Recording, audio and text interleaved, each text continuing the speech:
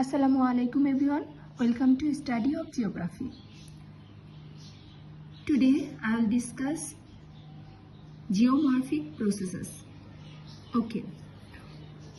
The Earth's surface is an ever-changing landscape, molded and shaped by a complex interplay of forces both from within and without.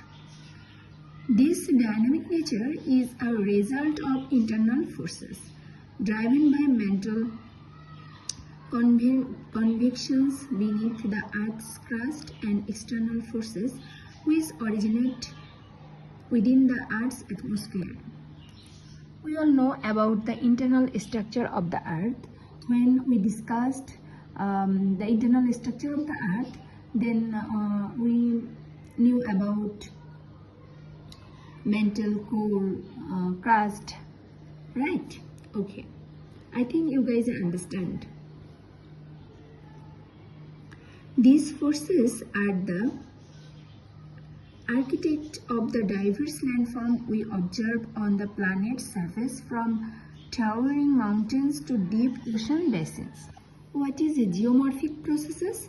Actually, geomorphology is the study of landforms and the processes that shape them. Geomorphic processes refers to the physical or chemical changes that modify the landscape of the Earth's surface. These processes are propelled by two primary forces. Here we can see endogenic and exogenic forces. Okay, exogenic forces. And if we want to think what's the origin and sources of exogenic forces, actually exogenic forces are those that originate outside the Earth's interior, mainly within its atmosphere. These forces are primarily powered directly and indirectly by the sun. Understand? We can say about exogenic forces. Okay, and origin and source of endogenic forces are: endogenic forces have their origins deep within the Earth. These forces are generated by the movement of convection currents in the mantle and the rotation of the Earth and the heat produced by radioactive decay in the Earth interior. In this class, we just tell about the basic definition about this term, but gradually we will discuss detailedly about this term like weathering, erosion and other terms, diastrophism. Understand? Okay. In this class, just I will give some general idea about this. Okay. Classification of endogenic processes. If we want to classify it, we can say endogenic processes are classified based on the intensity and speed of movement into two main categories: sudden movement and slow movement, or diastrophism.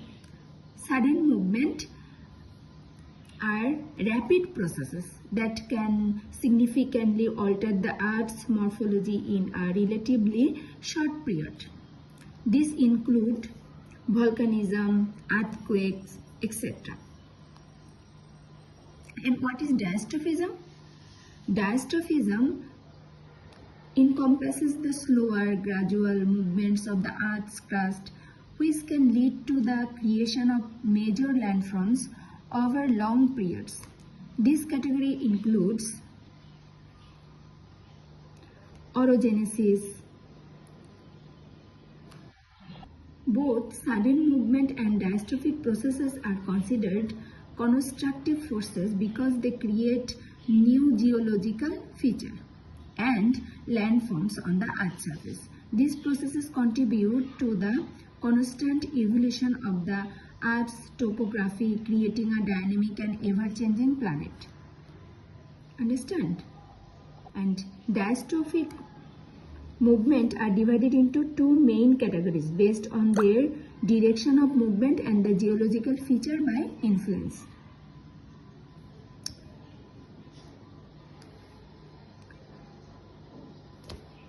First one is vertical বা continental building, and that can be upward and downward. And second one is horizontal বা mountain building. And we can classify mountain building on horizontal forces of compression and forces of tension, fault mountain. And exogenic forces. Exogenic processes are external processes that shape the Earth's surface by breaking down and transporting material. Unlike endogenic processes, which originate within the Earth, include tectonic activities and volcanic eruption, exogenic processes work on the Earth's surface, modifying landscapes formed by endogenic forces.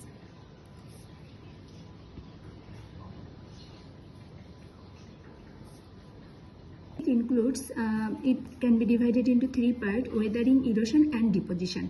And weathering can be physical weathering, chemical weathering and biological weathering. And erosion and deposition, running water, groundwater, glacier, waves and wind. Gradually I will discuss about this term weathering, erosion, deposition, dustophism, and that's for today. Thank you.